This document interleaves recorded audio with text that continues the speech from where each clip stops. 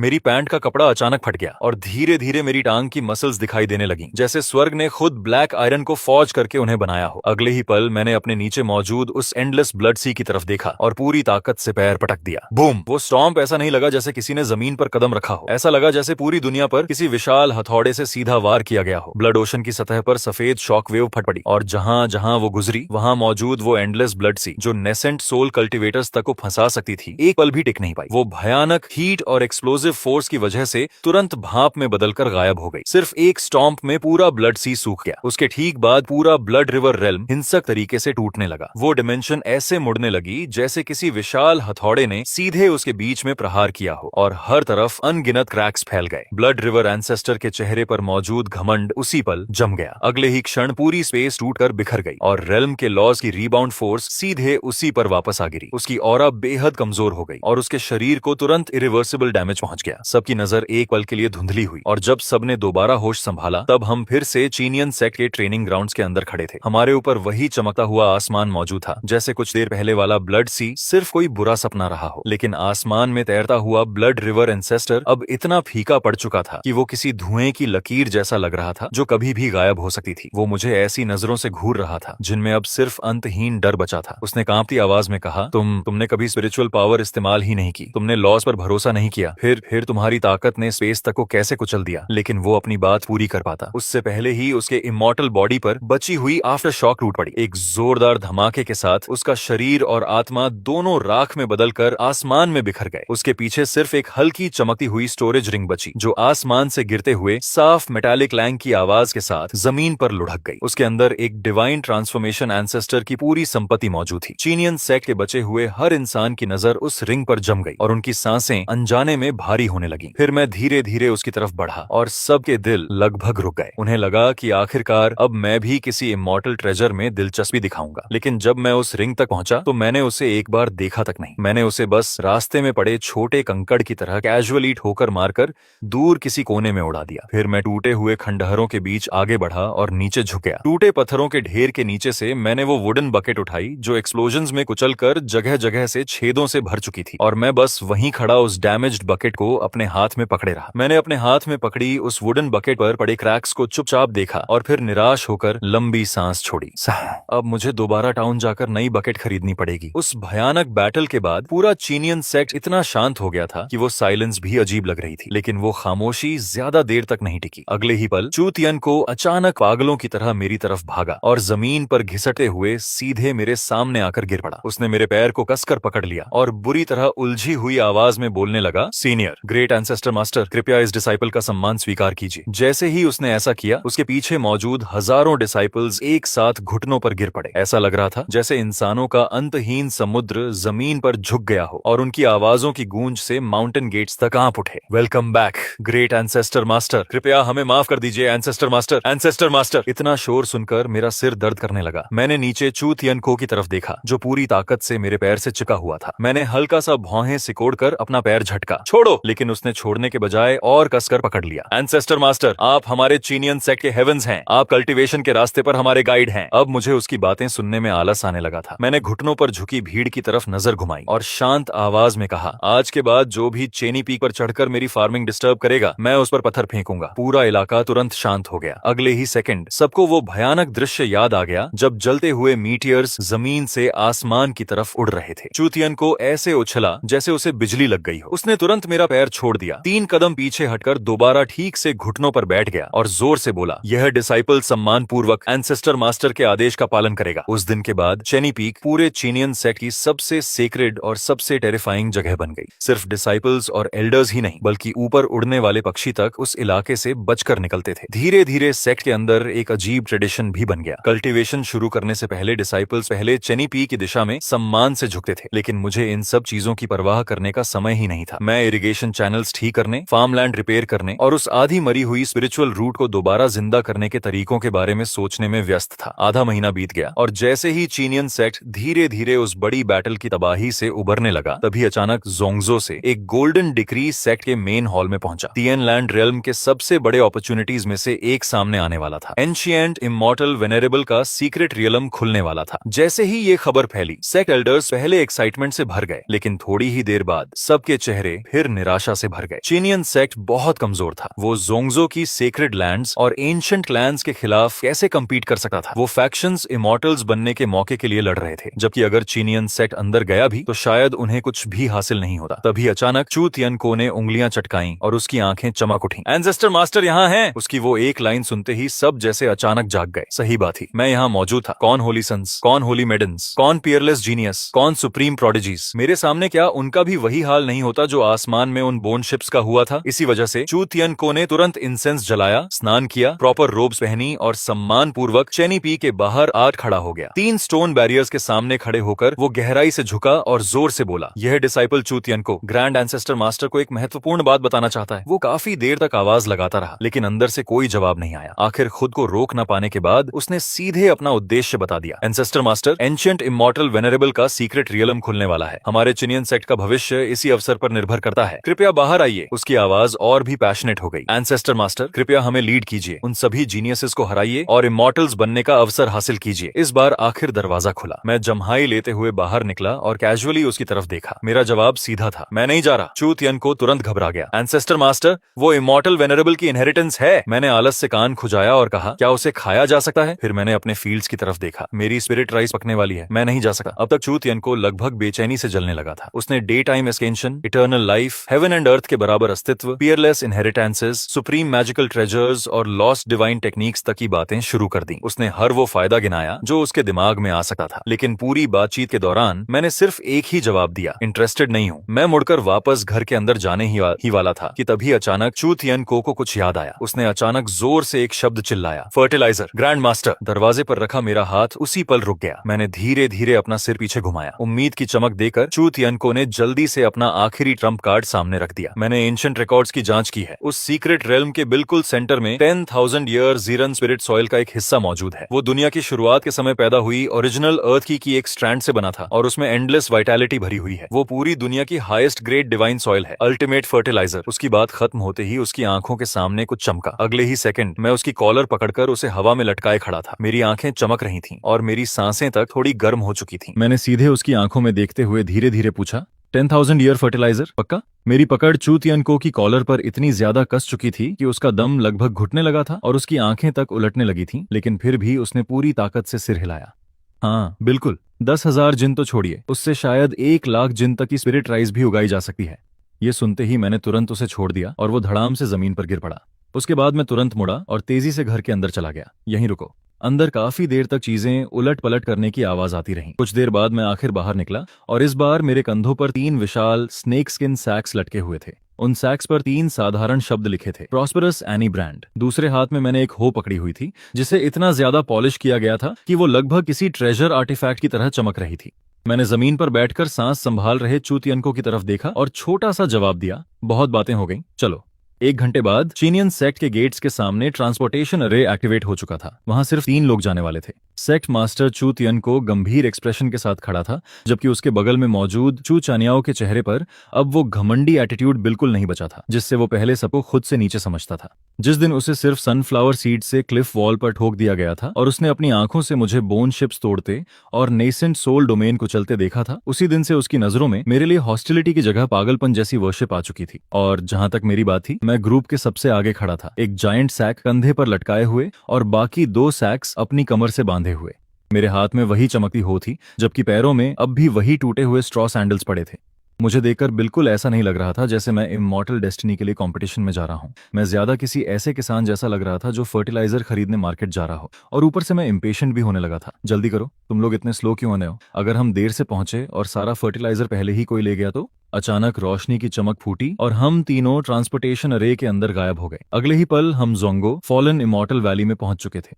आसपास की स्पेस हल्की डिस्टॉर्ट हुई, जबकि स्पिरिचुअल लाइट हर तरफ फैल गई और वहां पहुंचते ही मुझे हेवन एंड अर्थ एनर्जी की इतनी घनी मौजूदगी महसूस हुई कि वो लगभग मेरे अस्तित्व के बिल्कुल उलट थी। पूरी वैली ग्रैंड इमॉर्टल ऑरा से भरी हुई थी। हर तरफ फ्रेशेस्ट ट्रेजर्स चमक रहे थे और ऑस्पिशियस लाइट पूरे इलाके को रोशन कर रही थी। ऊपर आसमान में सेक्रेड लैंड्स के होली सन्स 9 सिर वाले ड्रैगन्स द्वारा खींचे जा रहे गोल्डन चैरियट्स पर बैठे हुए थे, जबकि कुछ लोग 7 कलर्ड फ्लाइंग सोर्ड्स के ऊपर खड़े थे। इमॉर्टल सेक्स की होली मेडन्स बर्फ जैसी सफेद रोब्स पहने हवा में व्हाइट जे टावर्स पर सवार घूम रही थीं। एंशिएंट क्लैंस के एयर्स अजीब डिवाइन बीस्ट्स से घिरे हुए खड़े थे। उन सबके शरीरों के आसपास होली लाइट चमक रही थी और सिर्फ उनकी मौजूदगी ही बाकी लोगों को छोटा महसूस कराने के लिए काफी थी। ऐसा लग रहा था जैसे वो जन्म से ही दुनिया के सेंटर में खड़े होने के लिए पैदा हुए हों। धीरे धीरे उनकी नजरें हमारी तरफ मुड़ने लगीं। पहले उन्होंने बस कैजुअली चू तियन को और चू चानियाओ को देखा, जैसे वो कोई खास मायने ही नहीं रखे। लेकिन फिर उनकी नजर मुझ पर आकर टिक गई। एक ऐसा आदमी जो अपने पीछे जायंट स्नेक स्किन सैक्स घसीट रहा था, हाथ में हो पकड़े था, पैरों में टूटे स्ट्रॉ सैंडल्स पहने हुए था और ऐसे घूम रहा था जैसे कोई बूढ़ा किसान जिंदगी में पहली बार शहर आया हो। अगले ही पल पूरा fallen immortal valley मॉकिंग looks, ridicule और अविश्वास से भर गया और उन सबकी नजरें सीधे मुझ पर टिक चुकी थीं। थोड़ी देर की खामोशी के बाद पूरा फॉलन इमॉर्टल वैली अचानक जोरदार हंसी से गूंज उठा। सबसे पहले शेनो सेक्रेड लैंड का होली सन लॉन्ग एशियन 9 काले ड्रैगन्स द्वारा खींचे जा रहे गोल्डन चैरियट पर सवार होकर आया। उसके बाद याओची की होली मेडन सफेद जेड टावर पर बैठी हुई पहुंची। फिर शूसन सोर्ड सेक्ट का चीफ डिसाइपल आया, जो एक एंशिएंट सोर्ड के ऊपर खड़ा था, जिसकी सोर्ड एनर्जी सीधे हेवंस तक जा रही थी। हर होली सन और होली मेडन के चारों तरफ डैजलिंग डिवाइन लाइट चमक रही थी। उनकी एंट्रीज इतनी ग्रैंड थी कि हर नया आने वाला पिछले से ज्यादा इंपोजिंग लग रहा था। लेकिन जब बात मेरी आई, स्नेक स्किन सैक्स घसीटे हुए, हाथ में हो पकड़े टेलीपोर्टेशन प्लेटफॉर्म पर टूटे हुए स्ट्रॉ सैंडल्स पहनकर खड़े एक आदमी की, तो सबकी नजर एक साथ मुझ पर टिक गई। इसमें किसी की गलती भी नहीं थी। मैं सच में किसी ऐसे बूढ़े गांव वाले किसान जैसा लग रहा था जो शहर में सब्जी खरीदने आया हो। अगले ही पल हर दिशा से मॉकिंग लाफ्टर और रिडिक्यूल की आवाजें हम तीनों पर टूट पड़ी। क्या चीनियन सेक्ट में और कोई बचा नहीं? ये किसी गांव के किसान को यहाँ क्यों ले आए? उन सैक्स का क्या करेगा? स्पिरिट स्टोन्स भरने का प्लान है क्या? हा हा हा हा हा, शायद ये सच में यहाँ खेती करने आया है। ह्यूमिलिएशन से चू तियनको का चेहरा लाल हो गया, लेकिन उसने कोई कदम नहीं उठाया। हालांकि चू चान्याओ अब और बर्दाश्त नहीं कर पाया और तुरंत अपनी सोड खींच ली।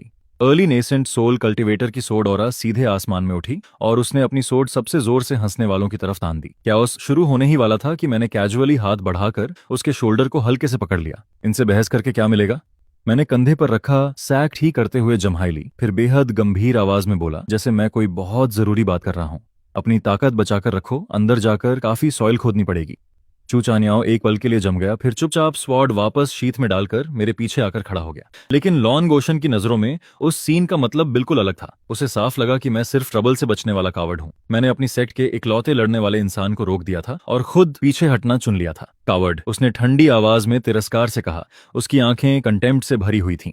लेकिन अगले ही पल उसने चुपचाप अपना प्रेशर छोड़ दिया। वो पीक गोल्डन कोर स्टेज की शक्ति थी, लेकिन उसी रेल्म के आम कल्टीवेटर से कहीं ज्यादा भयानक। वो इनविजिबल फोर्स किसी विशाल टाइडल वेव की तरह मेरी तरफ लूटी। वो चाहता था कि मैं सबके सामने घुटनों पर गिर जाऊं, लेकिन ह्यूमिलेशन तुरंत हुआ, बस मेरा नहीं। चू तियनको और चू चानियाओ दोनों का चेहरा तुरंत सफेद पड़ गया। उन्हें ऐसा लगा जैसे कोई विशाल माउंटेन उन पर गिर पड़ा हो और खड़े रहने के लिए उन्हें अपनी पूरी स्पिरिचुअल पावर इस्तेमाल करनी पड़ रही थी। लेकिन मेरे लिए वो पूरी तरह मीनिंगलेस था। माउंटेन्स क्रश कर देने वाला वो प्रेशर मेरे शरीर पर गिरा, लेकिन मुझे घुटनों पर झुकाना तो दूर, मेरे पुराने पैचवर्क क्लॉथ्स तक हल्के से नहीं हिले। सच कहूं तो मुझे थोड़ा ठंडा सा महसूस हुआ। पहले मैंने कैजुअली अपना कान खुजलाया, फिर नीचे झुककर अपने स्ट्रॉ सैंडल्स की स्ट्रैप्स कसने लगा। यहां तक कि मैंने वैली के आसपास ऐसे नजर दौड़ाई जैसे देख रहा हूं कि खेती के लिए कौन सी जमीन सबसे अच्छी रहेगी। लॉन गोशन का एक्सप्रेशन तुरंत बदल गया। पहले उसने गहरी भौहें सिकोड़ लीं, फिर उसने प्रेशर और बढ़ाया, यहां तक कि आसपास की स्पेस में वेव्स बनने लगीं। लेकिन मैं अब भी पूरी तरह अनइंटरेस्टेड दिख रहा था। इसी वजह से उसने तुरंत अपने दिमाग में दूसरी एक्सप्लेनेशन बना ली। तुम्हारे पास जरूर कोई बॉडी प्रोटेक्टिंग ट्रेजर है, कोई रेयर हेवनली आर्टिफैक्ट जो तुम्हारी असली ताकत छिपा रहा है। अगले ही पल उसकी आंखों में ग्रीड भर गई। उसके दिमाग में एक ही बात घूम रही थी, मेरे जैसे किसान के पास ऐसा ट्रेजर होने का कोई हक नहीं। मुझे मारकर आर्टिफैक्ट छीन लेना चाहिए। लेकिन उसके मन में ये विचार पूरी तरह बन भी नहीं पाया था कि तभी फॉलन इमॉर्टल वैली के सेंटर से दुनिया हिला देने वाला एक्सप्लोजन गूंज उठा। बूम! स्पेस में अचानक बिना वार्निंग के एक विशाल क्रैक खुल गया। उसके अंदर से एंडलेस डिवाइन लाइट फूट निकली और उसके साथ इतनी घनी एंशिएंट स्पिरिचुअल एनर्जी बाहर निकली कि सांस लेना तक मुश्किल लगने लगा। सीक्रेट रेल्म खुल चुका था और उसी पल हर कोई पूरी तरह पागल हो गया। Holy sons, holy maidens, ancient clans के एयर्स, सब फ्रेश मीट देख चुके भेड़ियों की तरह टूट पड़े।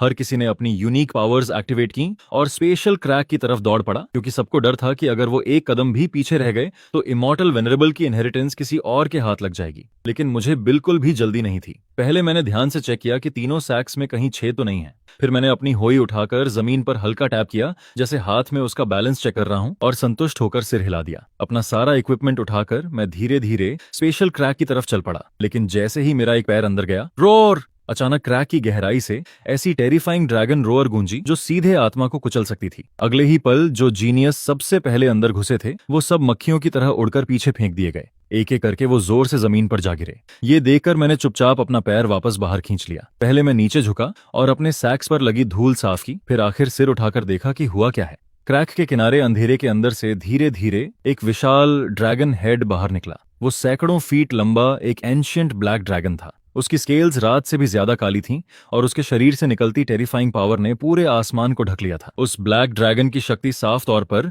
नेसेंट सोल रेल्म से आगे निकलकर स्पिरिट ट्रांसफॉर्मेशन रेल्म में प्रवेश कर चुकी थी। कुछ ही पल पहले तक घमंड से भरे घूम रहे सारे जीनियसेस के चेहरे उसी समय सफेद पड़ गए। लेकिन इमॉर्टल वेनरेबल की इनहेरिटेंस का लालच इतना बड़ा था कि कोई पीछे हटने को तैयार नहीं था। लॉन गोशन ने दांत भींचे और सबसे पहले आगे बढ़ा।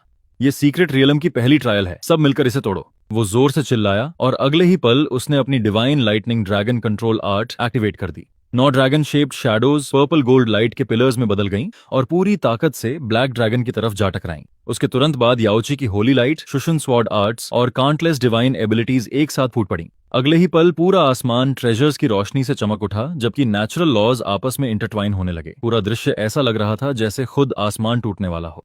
लेकिन नतीजा बेहद शर्मनाक निकला। लगातार मेटेलिक क्लैंग्स की आवाजों के बाद माउंटेन्स फ्लैटन कर देने और सीज उलट देने वाली वो डिवाइन एबिलिटीज ब्लैक ड्रैगन की स्केल्स पर सिर्फ छोटी स्पार्क्स ही पैदा कर पाईं। वो उसकी डिफेंस तक नहीं तोड़ सकी। उसकी स्केल्स पर एक स्क्रैच तक नहीं आया। वो इमॉर्टल आर्ट्स कम और खुजली मिटाने की कोशिश ज्यादा लग रही थी। ब्लैक ड्रैगन खुद भी अब इरिटेट होने लगा था। उसने धीरे धीरे अपना विशाल मुंह खोला। भागो, पीछे हटो। लॉन्ग ओशन ने बस इतना ही चिल्लाया था कि पिच ब्लैक ड्रैगन ब्रेथ पूरे बैटलफील्ड पर स्वीपिंग करती हुई निकल गई। वहां कोई एक्सप्लोजन नहीं हुआ, कोई ड्रामेटिक क्लैश नहीं हुआ, सिर्फ कंप्लीट अनाइलेशन हुई।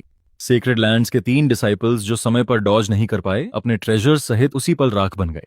इस बार सब सच में डर चुके थे। वो पागलों की तरह पीछे हटने लगे और अब कोई भी आगे बढ़ने की हिम्मत नहीं कर रहा था।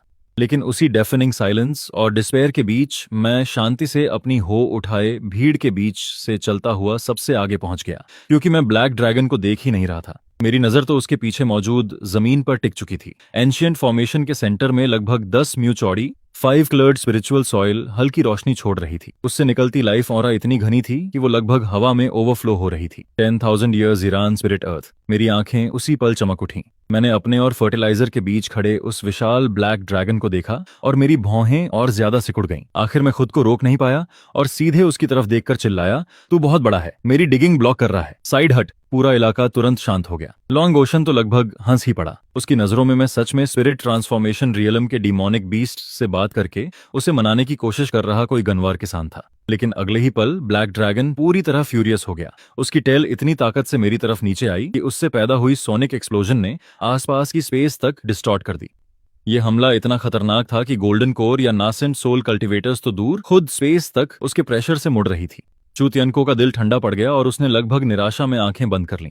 लेकिन मैंने डॉज करने की कोशिश तक नहीं की। टेल मेरे सिर पर गिरने ही वाली थी कि मैंने आलस से अपना दायां हाथ उठाया और उसे पकड़ लिया। बूम! वो टेल जो नासेंट सोल कल्टीवेटर की सोल तक क्रश कर सकती थी, अचानक मेरी हथेली में रुक गई। उसके पीछे की सारी काइनेटिक फोर्स मेरे हाथ को छूते ही ऐसे गायब हो गई जैसे कोई बबल फूटकर खत्म हो जाए। ऐसा लगा जैसे कुछ हुआ ही नहीं। आसपास खड़े सब लोग मुंह खोले, बस मुझे घूरते रह गए।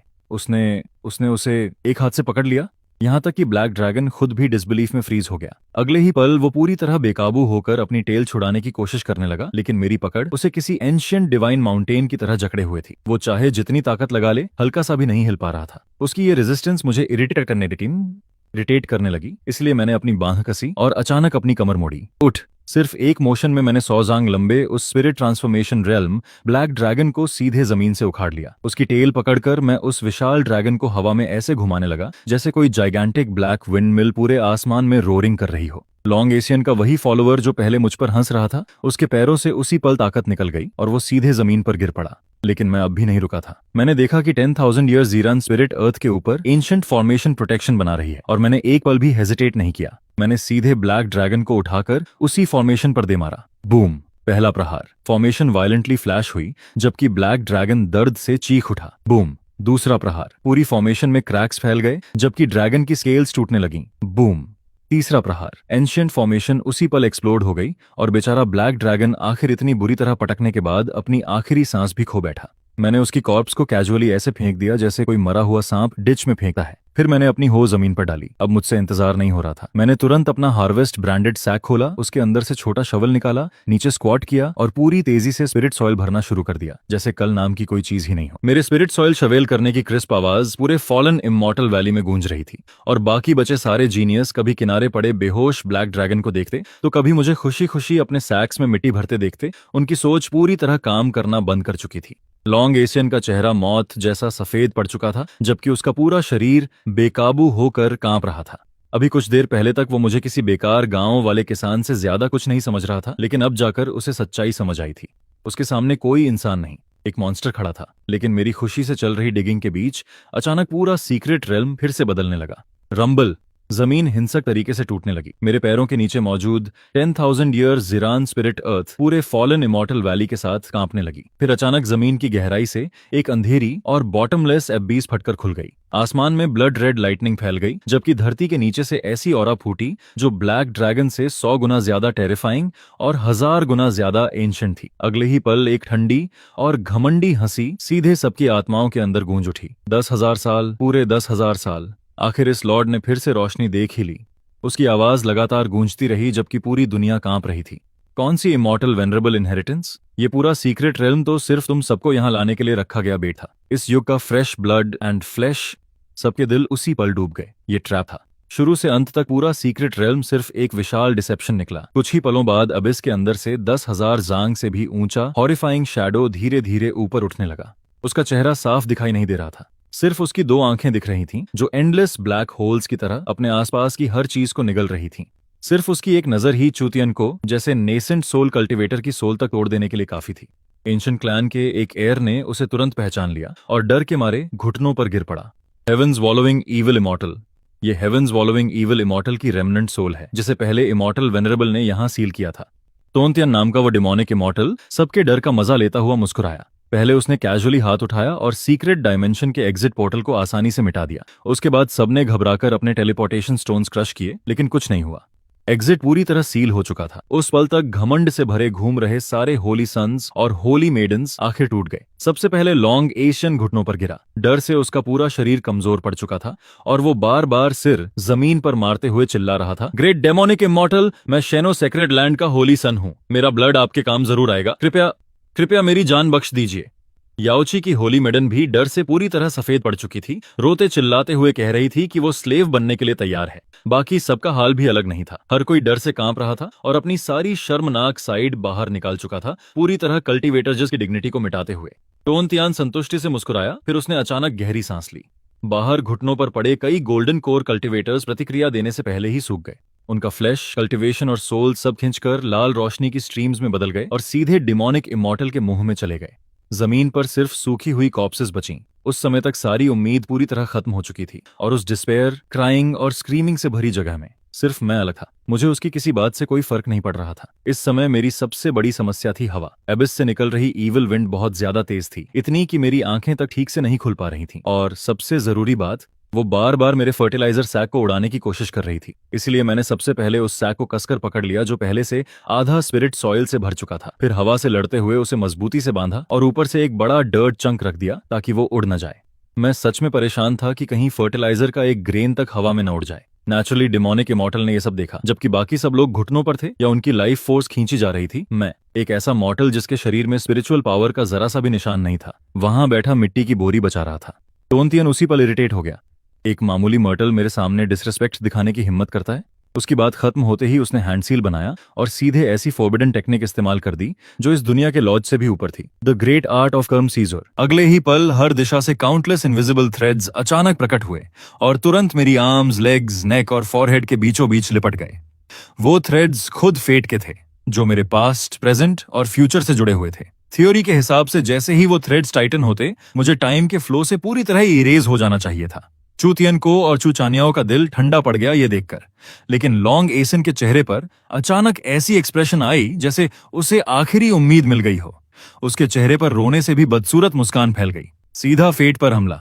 इस बार ये जरूर मरेगा। लेकिन 1 सेकंड बीता, फिर 10 सेकंड, फिर पूरा 1 मिनट, और मैं अब भी वहीं वैसे का वैसा खड़ा था। सिर्फ इरेज होना तो दूर, मेरे कपड़ों पर एक नई रिंकल तक नहीं आई। डिमोनिक इमॉर्टल तोनतियन पूरी तरह फ्रीज हो गया। उसे साफ महसूस हो रहा था कि फेट थ्रेड्स पूरी ताकत से मुझ पर लिपटे हुए हैं और लॉ टेक्निक पूरी तरह एक्टिवेट है, लेकिन मैं बिल्कुल अनमूव्ड खड़ा था। उसके लिए यह ऐसा था जैसे कोई स्पाइडर सिल्क से पूरे यूनिवर्स को खींचने की कोशिश कर रहा हो। आखिर मुझे खुद लगा कुछ गड़बड़ है। मैंने नीचे देखा उन चिपचिपी चीजों की तरफ जो मेरे शरीर से लिपटकर हाथ पैर हिलाने में दिक्कत कर रही थीं, और मेरी भौहें तुरंत सिकुड़ गईं। मेरी नजरों में वो कोई ग्रैंड लॉ ऑफ डेस्टिनी नहीं था। वो बस ऐसा लग रहा था जैसे किसी शरारती बच्चे ने मुझे स्पाइडर वेब्स में लपेट दिया हो, और सबसे खराब बात, वो मेरे काम में बाधा डाल रहा था।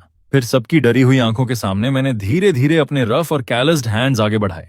वही बड़े हाथ जिनके नाखूनों के नीचे अब भी ताजा मिट्टी फंसी हुई थी, ऐसी चीज की तरफ जिसका कोई फॉर्म नहीं होना चाहिए था और जिसे कभी छुआ नहीं जा सकता था। फेट थ्रेड्स जिन्हें आमतौर पर सिर्फ सोल्स महसूस कर सकती थीं, मैंने उन्हें कैजुअली अपने बेयर हैंड से पकड़ लिया। यूनिवर्स लॉज से बने वो थ्रेड्स मेरी हथेलियों में मजबूती से जकड़ लिए गए। टोनतियन उसी पल डिसबिलीफ में चीख पड़ा, इम्पॉसिबल! फेथ थ्रेड्स खुद लॉज की मैनिफेस्टेशन है। एक ह्यूमन मर्टल बॉडी लॉज की रूट्स को कैसे छू सकती है? आखिर तुम हो क्या? लेकिन मैंने उसे पूरी तरह इग्नोर कर दिया।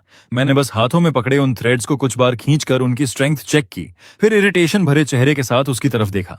ओए, ये टूटी फूटी स्ट्रिंग्स किस लिए हैं? मेरे ऊपर क्यों लपेट रखी हैं? क्या मुझे स्वेटर बुनने का प्लान है? पूरी दुनिया शांत हो गई। याओची की होली मेडन ने एक पल के लिए सांस लेना बंद कर दिया और वहीं बेहोश होकर गिर पड़ी। लॉन्ग ओशन का दिमाग पूरी तरह ब्लैंक हो चुका था, जबकि उसके मुंह के कोने से धीरे धीरे लार बह रही थी और उसे खुद एहसास तक नहीं था। वो डेस्टिनी लॉज थे और मैं उन्हें नैटिंग स्ट्रिंग्स बोल रहा था। लेकिन साफ था कि अब मेरा पेशेंस खत्म हो चुका था। मैंने अचानक फेथ थ्रेड्स पर अपनी पकड़ कस दी और मेरी आर्म्स की मसल्स ऐसे उभर गईं जैसे एंशिएंट ड्रैगन्स नींद से जाग रहे हों। अगले ही पल मेरी बाहों से टेरिफाइंग स्ट्रेंथ फूट पड़ी। पूरा सीक्रेट रेल्म हिंसक तरीके से कांपने लगा। सिर्फ थ्रेड्स नहीं, पूरी दुनिया हिल रही थी। आसमान की ब्लड रेड लाइटनिंग अचानक गायब हो गई, जबकि जमीन एंडलेस क्रैक्स से भर गई। स्पेस खुद शैटर्ड ग्लास की तरह फ्रैक्चर्स से भरने लगी। लेकिन सबसे हॉरिफाइंग चीज थी तुनतियन का विशाल बॉडी। फेट थ्रेड्स के जरिए मैं उसे धीरे धीरे हेवन से जबरदस्ती नीचे खींच रहा था। मेरे पैरों के नीचे की जमीन गहराई तक धंस गई, जबकि मैंने अपनी आर्म्स पूरी लिमिट तक स्ट्रेच की और फिर धीमी आवाज में कहा, ब्रेक। अगले ही पल क्रैक! वो आवाज हवा में नहीं गूंजी, वो सीधे सबकी सोल्स के अंदर एक्सप्लोड हुई। फिर उसके बाद सैकड़ों, हजारों, काउंटलेस स्नैपिंग साउंड्स लगातार गूंजने लगे। डेस्टिनी थ्रेड्स जो एग्जिस्टेंस और फेट को रिप्रेजेंट करते थे, उन्हें सबसे प्योर, वायलेंट और अनरीजनेबल तरीके से डिस्ट्रॉय किया जा रहा था। मैं उन्हें सिर्फ रॉ फोर्स से फाड़ रहा था। तोंतियन ऐसा लग रहा था जैसे एक साथ लाखों जायंट हैमर्स ने उसे दे मारा हो। उसके विशाल बॉडी पर तुरंत क्रैक्स फैल गए, जबकि उसके मुंह से ब्लड एसेंस फूट पड़ी और पहली बार उसकी आवाज में फियर और पैनिक दिखाई दिया। उसी पल लॉन्ग एशियन आखिर पूरी तरह टूट गया। वो अचानक घुटनों पर गिर पड़ा और बिना अपनी डिग्निटी की परवाह किए लगातार मेरी तरफ कोटो करने लगा। बाकी जीनियस ने यह देखा तो जैसे उन्हें सर्वाइवल की आखिरी उम्मीद मिल गई हो। एक एक करके सब मेरे सामने घुटनों पर गिर पड़े और डेस्परेटली मर्सी की भीख मांगने लगे। उस समय वो होली सन्स या होली मेडन्स नहीं रह गए थे। वो सिर्फ ऐसे मॉर्टल्स थे जिनका फेथ किसी मिरेकल से भी परे मौजूद चीज के सामने डर से टूट चुका था। लेकिन तब तक डेमोनिक इमॉर्टल पूरी तरह इंसेन हो चुका था। सबको मेरे सामने घुटनों पर झुकते देखकर उसके अंदर बची आखिरी सैनिटी भी ह्यूमिलिएशन और टेरर से फट गई। उसने पागलों की तरह चीखते हुए कहा, मॉन्स्टर, तुम एक मॉन्स्टर हो। अगर मैं नहीं बच सकता तो ये दुनिया, ये ब्लड सैक्रिफाइसेस, और तुम भी मेरे साथ दफन हो जाओगे। उसकी बात खत्म होते ही उसने खुद को सीक्रेट रेल्म के आसमान में दे मारा। अपनी शैटर्ड सोल को हेवन एंड अर्थ के लिए सैक्रिफाइस बनाते हुए वर्ल्ड डिस्ट्रॉइंग एनाइलेशन फॉर्मेशन को जबरदस्ती एक्टिवेट कर दिया। पूरा सीक्रेट रेल्म उसी पल अपने अंत की तरफ कोलैप्स होने लगा।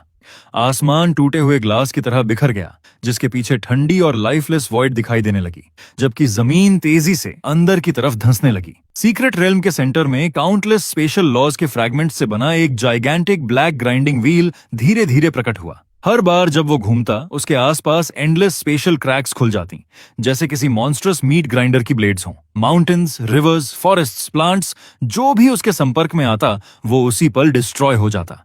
चू तियनको और चू चानियाओ चारों तरफ से आती स्पेस स्लैशेस का डेस्परेटली सामना कर रहे थे। उनके चेहरे एग्जॉस्शन से पहले ही सफेद पड़ चुके थे। जहां तक मेरी बात थी, मैंने सबसे पहले नीचे अपने उस आधे भरे सैक की तरफ देखा जिसमें मैंने इतनी मेहनत से 10,000 ईयर लिविंग स्पिरिट सॉइल भरी थी। मेरे दिमाग में बस एक सिंपल थॉट था, पहले सैक ठीक से बांधूं, फिर इस पागल जगह से निकलूं। लेकिन किसे पता था कि जैसे ही मैं नीचे झुका, उसी पल एक वायलेंट स्पेशल स्टॉर्म मेरी साइड से रोरिंग करती हुई निकल जाएगी। मुझे तो उसका कोई असर नहीं हुआ, लेकिन मेरे पैरों के पास रखा हार्वेस्ट ब्रांड वाला सैक उसी पल उड़ गया। वो आधा भरा हुआ सैक और उसके अंदर मौजूद ग्लोइंग 5 कलर्ड स्पिरिट सॉइल हवा में किसी चमकते रेनबो की तरह उड़ी और सीधे पास मौजूद एक डीप ब्लैक स्पेशल क्रैक के अंदर समा गई। उसके तुरंत बाद वो क्रैक बंद भी हो गई। मेरी आधी स्पिरिट सॉइल चली गई, यहां तक कि सैक भी गायब हो गया। उस पल जैसे समय रुक गया। स्पेस कोलैप्स हो रही थी, जमीन टूट रही थी। ईविल इमॉर्टल पागलों की तरह हंस रहा था, जबकि चू चानियाओ निराशा में चिल्ला रहा था। लेकिन मेरी दुनिया में सिर्फ एक चीज बची थी, मेरा फर्टिलाइजर चला गया था। अगले ही पल मेरे शरीर के अंदर से ऐसी मर्डरस ऑरा जागी जो उस वर्ल्ड डिस्ट्रॉइंग ग्राइंडर से भी 10,000 गुना ज्यादा टेरिफाइंग थी। ब्लैक ग्राइंडिंग व्हील घूमना बंद कर गया। स्पेस खुद पूरी तरह फ्रीज हो गई, यहां तक कि ईविल इमॉर्टल की हंसी भी अचानक रुक गई, जैसे किसी ने उसका गला पकड़ लिया हो। वहां मौजूद हर इंसान ने अपनी सोल की गहराई से एक इनडिस्क्राइबेबल टेरर महसूस किया। मैंने धीरे धीरे अपना सिर उठाया। मेरी आंखें जो पहले शांत और साफ थीं, अब ब्लड कलर्ड डार्कनेस से भरी एंडलेस अबिस बन चुकी थीं। मैंने आसमान में मौजूद ब्लैक ग्राइंडिंग व्हील और उसके पीछे कांप रहे ईविल इमॉर्टल की तरफ ठंडी नजरों से देखा। फिर एक सेंटेंस बोला जिसके हर शब्द में टेरिफाइंग प्रेशर भरा हुआ था, मेरी सॉइल वापस करो। ये कहते ही मैंने धीरे धीरे अपनी राइट फिस्ट बंद की। मेरी बोन्स और मसल्स के ग्राइंड होने की आवाज ऐसी थी जैसे खुद यूनिवर्स जन्म ले रहा हो। उसके बाद मुझे लॉज, टेक्निक्स या फॉर्मेशंस की बिल्कुल परवाह नहीं रही। मैंने बस सबसे सिंपल काम किया, अपना पूरा गुस्सा एक ही पंच में भर दिया। बहुत हो गया तुम्हारा नॉनसेंस, ये लो। जिस पल वो पंच निकला, मेरी फिस्ट के सामने की दुनिया बिना किसी वजह के अचानक गायब हो गई। लाइट गायब हो गई, साउंड गायब हो गई, यहां तक कि स्पेस और टाइम तक डिसअपियर हो गए। मेरी फिस्ट के अंत में सिर्फ प्योर डार्कनेस का एक टाइनी होल बचा था, जैसे एब्सोल्यूट नथिंगनेस खुद एग्जिस्टेंस में उतर आई हो, सिर्फ अपने आसपास की हर चीज को डिनाई करने के लिए। और फिर स्पेशल लॉज के फ्रैगमेंट से बना वो वर्ल्ड डिस्ट्रॉइंग ग्राइंडर। जैसे ही मेरे पंच को छुआ, वहां कोई एक्सप्लोजन नहीं हुआ, कोई वायलेंट साउंड नहीं हुई, यहां तक कि रेजिस्टेंस तक नहीं हुई। वो बस चुपचाप किनारों से मिटना शुरू हो गया। फिर वो ब्लैक वॉइड सीधे इविल इमॉर्टल तोनतियन को छू गई, उस अस्तित्व को जिसने पूरे 10,000 साल तक प्लॉटिंग और स्कीमिंग की थी। वो एंशिएंट इविल इमॉर्टल जिसने पूरे तियनलान रेल्म के सबसे बड़े जीनियसेस को लगभग स्लॉटर कर दिया था, चीखने तक का मौका नहीं पा सका। उसके कार्मा, मेमोरीज और एग्जिस्टेंस के हर निशान के साथ उसे पूरी तरह नथिंगनेस में क्रश कर दिया गया। वो एशेज में नहीं बदला, उसे सीधे इरेज कर दिया गया। लेकिन मेरा पंच अभी खत्म नहीं हुआ था। ग्राइंडर और इविल इमॉर्टल को मिटाने के बाद वो सीधा सीक्रेट रेल्म की बैरियर से जा टकराया। क्रैक! एक तेज आवाज गूंजी जिसने सबकी सोल्स तक हिला दी, और अगले ही पल पूरा ब्लड रेड स्काई टूटे हुए ग्लास की तरह बिखर गया। बिलियंस ऑफ ब्लैक क्रैक्स पूरे सीक्रेट रेल्म में फैल गईं। फिर अगले ही सेकंड वो पूरा मिनिएचर वर्ल्ड अंदर से सिर्फ मेरे एक पंच की वजह से डिस्ट्रॉय हो गया। फ्रैगमेंटेड स्पेस हर दिशा में बिखर गई, जबकि सबके पैरों के नीचे की जमीन गायब हो गई। सारे सर्वाइवर्स एक साथ नीचे गिरे, और जब उन्होंने दोबारा आंखें खोली तो वो सेंट्रल स्टेट के फॉलन इमॉर्टल वैली में फेंके गए पुराने सैक्स की तरह जमीन पर आकर गिरे। आसमान के ऊपर एक इनॉर्मस ब्लैक होल दिखाई दे रहा था, जैसे किसी ने हेवन का एक हिस्सा जबरदस्ती उखाड़कर हटा दिया हो। सिर्फ उसे देखना ही टेरिफाइंग था। लॉन्ग ओशन, याओची की होली मैडेन, चू तियान को सब जमीन पर फैले हुए कांप रहे थे। ब्लैक होल की तरफ नजर उठाने तक से उनके अंदर हॉरर भर जा रहा था। लेकिन उसी समय रबल के बीच से कपड़ों से धूल झाड़ने की आवाज आई। मैं गालियां बड़बड़ाते हुए ब्रोकन स्टोन्स के ढेर से खड़ा हुआ, और मेरे हाथ में अब भी हर्वेस्ट ब्रांड लिखा हुआ फटा हुआ आधा सैक था। सैक का ओपनिंग पूरी तरह फट चुका था और उसके अंदर कुछ नहीं बचा था। मैंने नीचे सिर झुकाकर उसे देखा, फिर आसपास के रूइंड सराउंडिंग्स की तरफ नजर डाली। जितना ज्यादा सोचता उतना ज्यादा गुस्सा आता। धत्त तेरे की, कैसा ट्रैश सीक्रेट रेल्म था वो। सॉइल बेकार थी, ऊपर से हवा भी पागलों जैसी तेज थी। आधे दिन की मेहनत पूरी वेस्ट हो गई। ये कहने के बाद मैंने कैजुअली उस फटे हुए सैक को फेंक दिया, अपनी हो उठाई जिसे मैंने शुरू से अंत तक छोड़ा तक नहीं था, और वापस मुड़कर चल पड़ा। जैसे ही मैं आगे बढ़ा, जमीन पर पड़े सारे होली सन्स और होली मेडन्स ऐसे पैनिक में पीछे रेंगने लगे जैसे उन्होंने कोई गोस्ट देख लिया हो। मैं जितना एक कदम आगे बढ़ाता वो उतना पीछे हट जाते। आखिर पूरा फॉलन इमॉर्टल वैली मेरे लिए खुद ब खुद एक विशाल रास्ता खोलकर खड़ा हो गया। हर कोई अपनी कमर 90 डिग्रीज तक झुकाए सिर नीचे किए खड़ा था, इतनी खामोशी में कि कोई जोर से सांस लेने की हिम्मत तक नहीं कर रहा था। ऐसा लग रहा था जैसे मॉर्टल्स के बीच चल रहे किसी एंशिएंट गॉड को विदा किया जा रहा हो। चुतियन को और चू चोंग जाओ जल्दी से जमीन से उठे और मेरे पीछे पीछे चलने लगे। चलते चलते चू चोंग जाओ की आंखें और ज्यादा चमकने लगी।